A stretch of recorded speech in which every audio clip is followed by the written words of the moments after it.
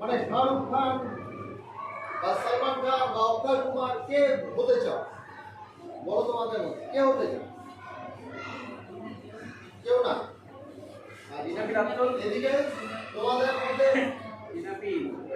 মধ্যে কে কে নায়িকা হতে চাও?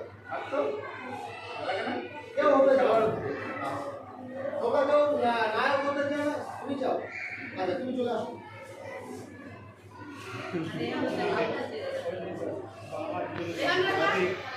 তোমাদের মধ্যে কেউ নায়িকা হতে চাও? বাংলার হিরোইনদের আজকে দেব দেব হতে চাও? দেব জিৎ দেব হতে চাও? চলে আসো।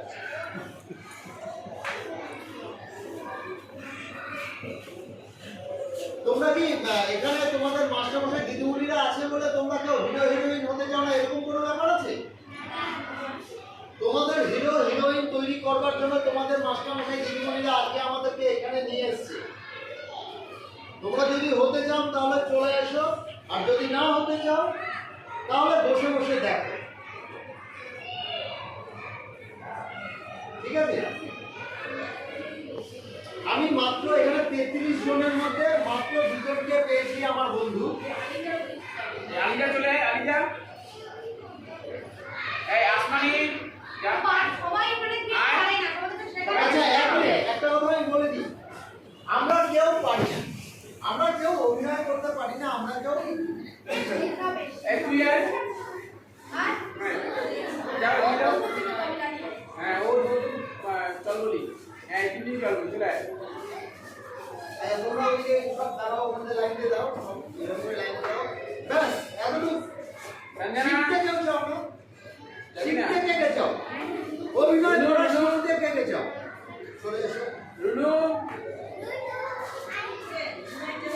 চলে যাওয়ার যা চলে যা আর চলে আয় হ্যাঁ একটু শিখবি তো।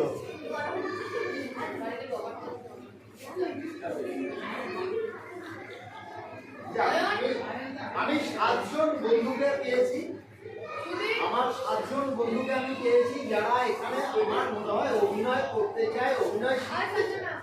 আর বাদ বাকি সবাই কি লজ্জা পাও? লজ্জা পাও না? মনে ইচ্ছে থাকলে বলো।